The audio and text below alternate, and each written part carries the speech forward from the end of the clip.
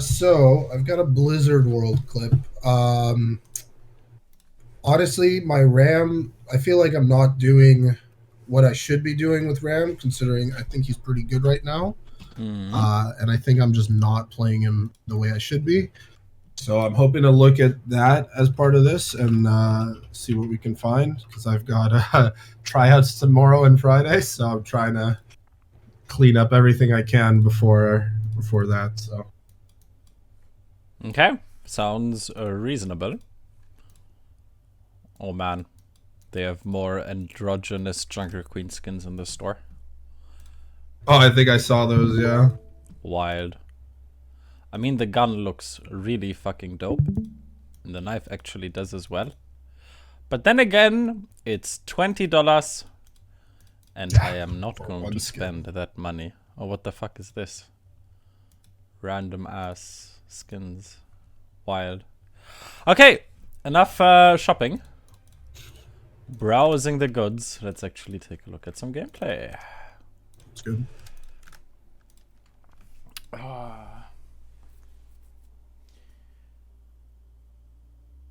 Alright. Yo, is it cool if I quickly get a jacket? Yep, please. Awesome, 1 second.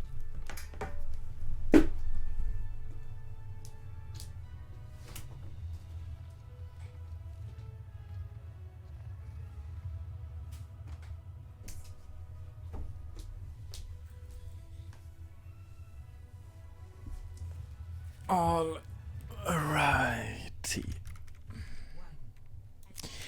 So where does it hurt? Man, I don't, we kind of get rolled on, I don't know. I guess, because last time we talked about shield usage, which, like, I obviously started kind of terrible here, but, I don't really know. I think my ults kind of need work as well. I don't really know. I've been using them as a survival tool. I'm not really sure. Yeah. I don't know. Overall, I think it hurts so, everywhere. Okay, so the first question is, you held onto your punchy form for quite a while. Is there a reason for that? Because eventually you're using it to punch the Sigma, so couldn't we just punch the Sigma, like, sooner? Yeah. I think I was originally hoping to kind of walk past him a little more, and I think I like changed my mind halfway through and decided, okay, well, I don't want to overextend, so I settled for punching the Sigma. So I think I was waiting for his team to push up first, and then I jumped the gun. But why do you want to let them push up for free? Well, I guess so I could play the shield, and then once the shield's down, so I can back up to the corner a little easier. Because if the shield drops, and I'm out. Don't you already have a corner? I guess so. Yeah. On the what, like the one on the left there, that little cubby. I mean, the one right next to you, and then the cubby. Yeah. If he falls back, that's good. Isn't that what we want? Yeah.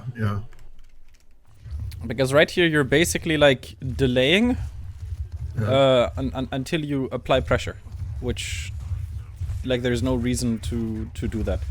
The sooner you start punching the Sigma, the sooner the enemy supports need to stop dealing damage, right? They play Lifeweaver, Baptiste, so those are both supports that can deal damage. So when you start pressuring the tank, it's very annoying for him. Maybe you force out his shift, you force out his rock, you know? It's very annoying for him. And that way, the enemy healer's resources need to be pummeled into that tank, which means that this Genji, for example, is going to have less resources. You know, you can see he just gets healed up, like, immediately. He can tank the turret. He can just stand here. We don't want that. We want to start applying pressure as soon as possible, because then that has kind of a cascading effect, so to speak. Okay? Gotcha. What rating is this? GM1? This is probably like GM 5 or 4. Oh, how the mighty have fallen. You can play a lot more cocky when you're chilling in GM5. Because yeah, now we're a little bit, well, I mean a little bit, quite behind. Oh, big shield. At this point, you're just kind of hoping for a Hail Mary. See, right here, Yeah. you're holding your punch form for so long. I think I was waiting to get topped off because yeah, I wasn't sure. But doesn't your shift make it easier for Mercy to top you off? Does the armor? I guess yeah, I guess it would. Yeah. Right, because right now she needs to like out heal, you know, like all of the damage that's coming in. But when you plop up your shift, you take less damage. She can top you off quicker. See, like you're already full HP. Just could have done that like a little bit sooner again as well. Especially when you play around a corner like this, you can just peek shoot really nice with your punches. Like you're kind of pushing in really hard. Like you use your shift and you just kind of run in. Yeah. There's no reason for you to do that. Like it's a little bit greedy. Maybe if you had your shield, it would be okay. But you know, they use immo and now you're kind of out in the open and your healers have to really try to keep you alive. And then you're kind of face tanking the window. You should be able to get another shift here. Shift! Press the button! Why are you chilling so much? Like, the sooner you use your shift, the sooner you'll get it back again. You know? Right now you're being way too... Like, your gameplay is too grandpa. It's too slow-paced. Too slow? Okay. Yeah, just use shift. Like, as Ramattra, you kind of get into this rhythm normally, you know, with your shield and your punches. But when you arbitrarily hold onto your punches, they get kind of out of sync. You know? Right. And that is not great, because normally you have your shield by the time your, like, punch phase is, like, ready again. Mm-hmm. They can make it both, right. So yeah, right here, that Genji can be forced back if you want to, maybe. Go, shield, punch, shield, punch. Shield, and punch! Punch! Oh, you're so greedy. Like, against a Sigma, it's fine to punch a Sigma, you know? Like, his shift is useless. Yeah, I definitely was greedy. I kept thinking I had to get a backline. Like, pick especially with your ult. What should be your #1 goal with your ultimate? Well, I'd imagine. So I tend to use it as a sort like a commit kind of thing. So where like I'll shift and then once the armor's down, I'll pop the ult to refresh it. And I'll try to walk into their team so that like I maintain uptime. And get their squishies. You want to make sure that when you use it, it gives you a lot of tempo. Okay. It puts the enemy team on their back foot, right? But the longer you delay your shift or the longer you delay your ultimate, when you do that, the enemy team will have already had the opportunity to build up some tempo. You know, to go in, deal damage, get some people low HP, force out cooldowns, etc. Right. But when you use your punch early, when you use your ultimate earlier, then you don't give the enemy team to really, like, any time or any room to really pick up steam, if that makes sense. Gotcha. I see. So right here, you should have just shifted immediately and just start punching that Sigma. And when you do that, that Life Weaver needs to go into like full defensive mode because the Sigma is just going to eat a bunch of damage. But you're just hard greeding. And you're also holding your ult. Like your ultimate, you want to make sure that you pop that early in the fight. Because it's a very, very long ult, right? 20 seconds. It used to be like basically infinite. You know, that was even more dramatic. But 20 seconds. So do you see the problem where you use it really late and then after like 5 seconds of the ult, the teamfight is already over? That's not worth it, right? You want to use it early because you want to make sure that you get the full 20-second duration out of it, and or the only reason why you wouldn't get that duration out of it is because you won the team fight before then. But Okay. right there, if you would have ulted early, then the enemy Genji and the enemy soldier, they might not have even considered it worth it to ult, because it's always very awkward to ult second. You know, because they hear the big Ramattra ult and they're like, am I sure I want to ult here? Maybe it's gonna be wasted. Maybe I just want to waste it out. Wait it out, and again, that's going to give you so much tempo.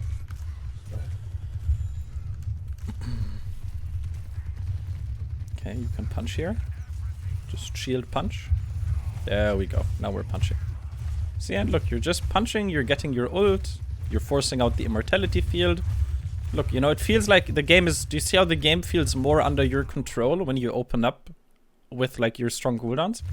Yeah. That's what it means to, like, create space for your team. It doesn't just mean, like, taking physical space, like pushing in. It also means giving space in the sense of giving them breathing room by putting the enemy team under a lot of pressure. Gotcha. Okay. Insane Life Weaver platform. Such a weird ass character. Yeah.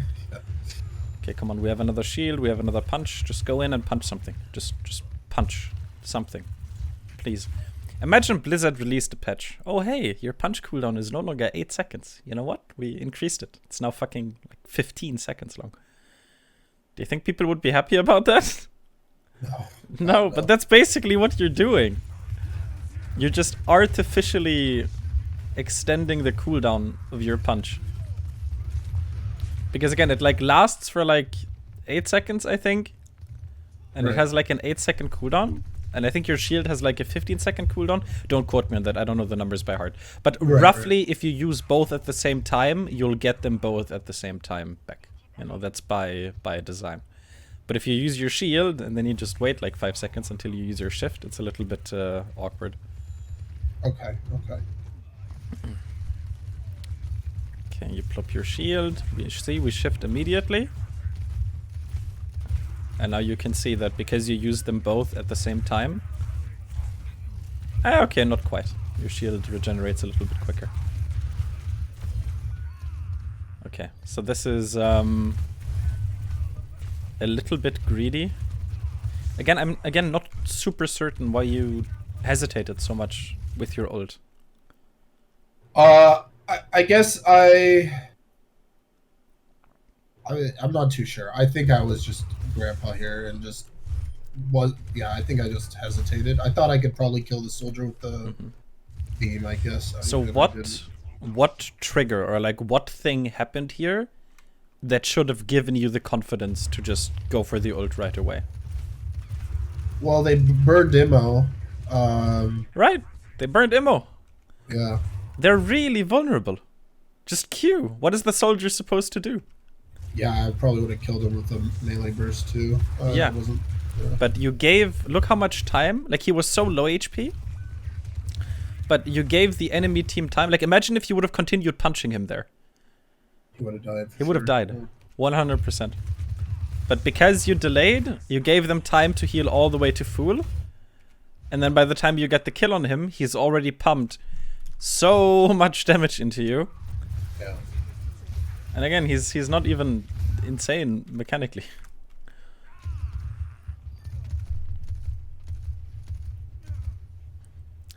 Going into your ult, going into your nemesis form is not about finding that perfect timing where you like know you're going to punch someone down.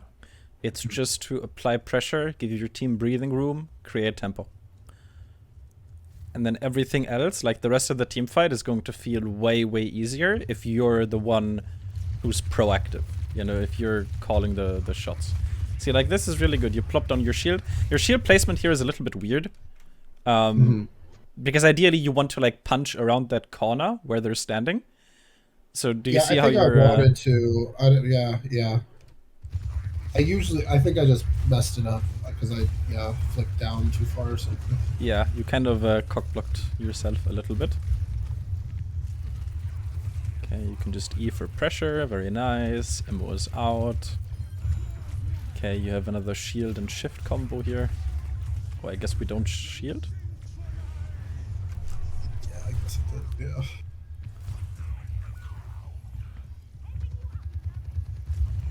misheard where the soldier was.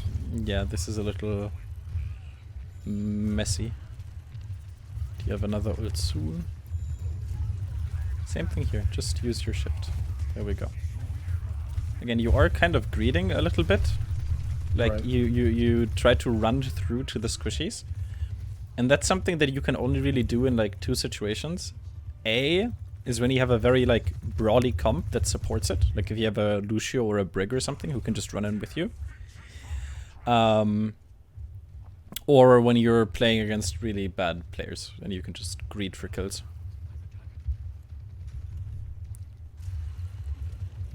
Okay, you have another shield plus punch here. See, again, you use your shield, but then you don't use your shift. Yeah, I think because they backed up, I didn't think I'd hit anything. Too, I felt like Oh, yeah, but see, like, now you use your shift and you don't have the shield, so you get kind of hammered. Okay, that ult is, Okay, yeah, I guess you wanted to extend the duration of it, that's fine. It's a little awkward to... Me, so I thought I could do yeah, better. it's a little awkward to stack, but your team has so many ultimates that it's okay. Mm-hmm. And the enemy team doesn't really have anything. They used so many ultimates in the previous fight.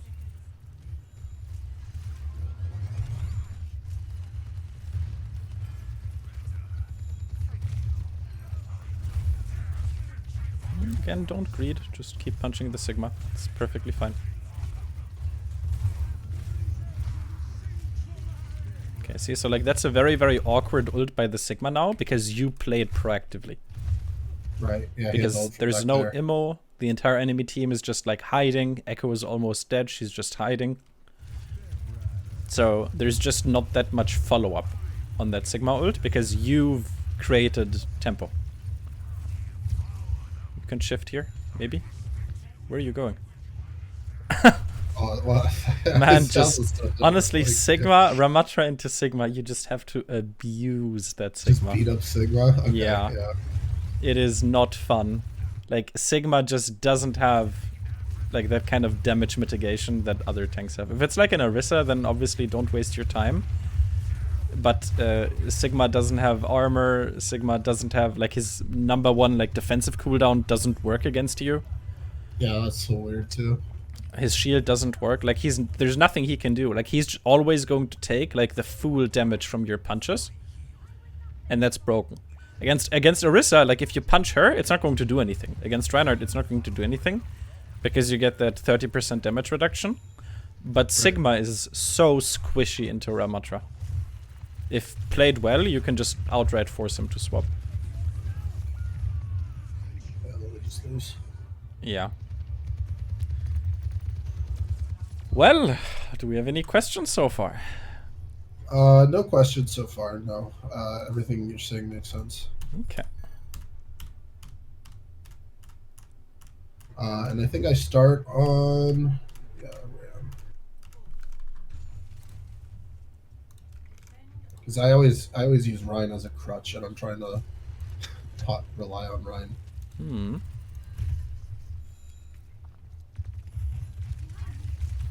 Ah, that was so weird. That was, like, I get the idea you wanted to protect your team, but you could have just protected it yourself as well.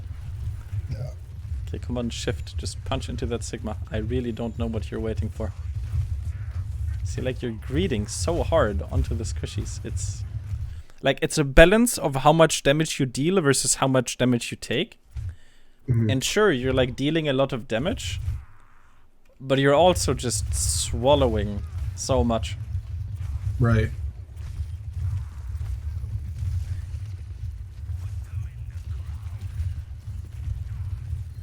Okay, hold your shield until you have another shift. There we go, very nice.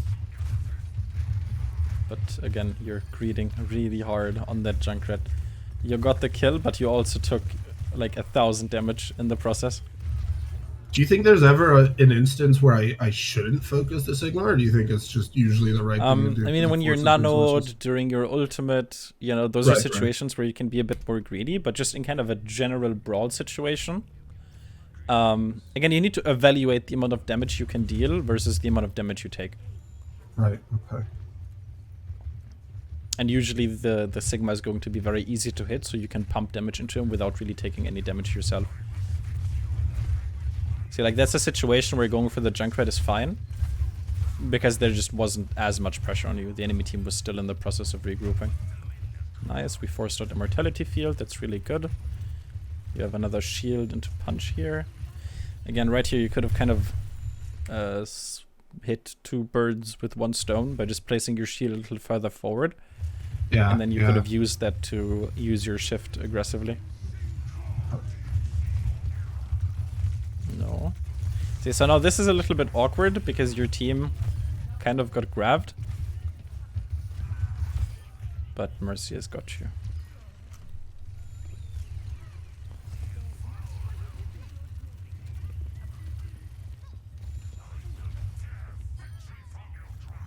Okay, Tracer heart staggering.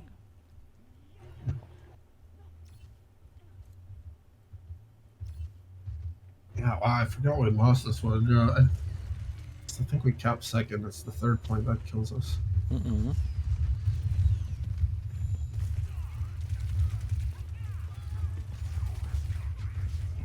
See, you're getting distracted by a Tracer. Yeah. Like, this is not worth it. Because that Tracer is only pressuring you. So by punching her, like, you're not really helping, like, you're actually hurting your team. Right. Because where does this leave your team, right? It leaves the enemy team without a Tracer, but it leaves your team without a tank. Yeah. So you cannot get baited like this. You have to be with your team here. Tracer is not that big of a threat when you're with your team, but you're just... I mean, yeah, you basically just ditched your team. There's no other way to phrase it. Yeah, I see that. They really wanted to play low ground, though, and that also kind of confused me, but... That's okay. I mean, the enemy team can't play high ground forever. Eventually, they need to contest. Sure. Yeah. Like, high ground is nice, but it's solo queue. You can't tell your team how to play. If they want to play low ground, like, it's okay. Oh, our Mercy gets freaking spawn camped here.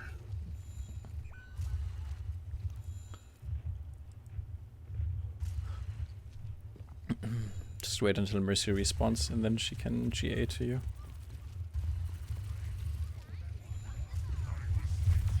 Ha!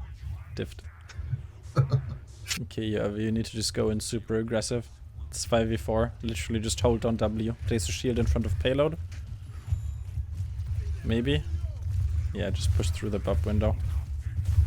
And again, yeah, see, like, this is fine. Just pump into the... Like, look, the Sigma can't do anything. His shift is useless, he has no damage mitigation, he just eats the full force of your shift. It's just so much pressure. Like, you killed him through Lifeweaver ultimate. You wouldn't be able you wouldn't be able to do that against another tank. Orisa would just press Fortify and you would just waste your time. Oh, big aim. Okay, do you guys lose this? Oh, you do. Yeah. Yeah. Like, you have so many ultimates. They only have Sigma ult. You're where are you? I'm trying to clean up don't ult. all alone. Oh, thank God. I don't. Thank God. Yeah, I'm not sure why you played flank, Ramattra. I got, greediness is obviously a bad trend here, so yeah. I also thought we'd push up. I was wondering, I don't know. Okay. I'm used to playing aggro.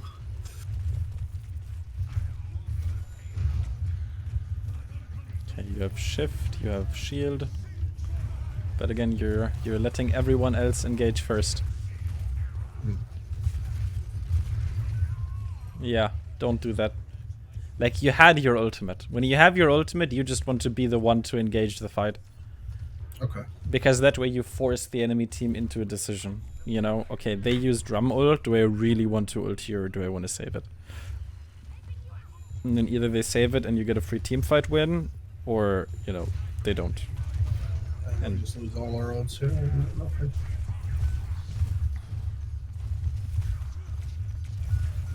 Again, look how hard you're greeding for the backline. That was really Like, this is a 5v5. Just run down the Sigma.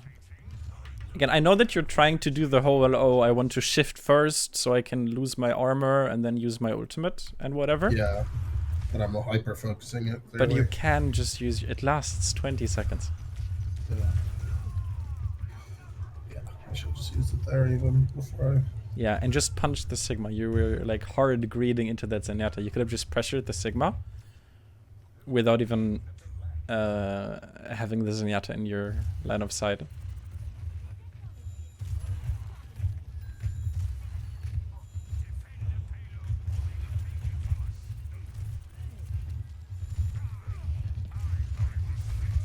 Okay, we're punching. You have your ult. You can just ult, maybe. Ult. One day. There we go. We ult. Oh, you whiffed. And you're hard greeting onto the backline again. Like, especially when you're discorded, you cannot hard greed into the backline. Yeah. Like, maybe if you would have missed that, like, if you would have hit that punch, that would have been nice. But after you failed to get that kill, like, the enemy Sigma is anti-nated. Yeah, I don't think I noticed it. Yeah, I hard focused the squishies again. Yeah, so first of all, ult way sooner. And then just, like, the Sigma used his shift. He's so vulnerable.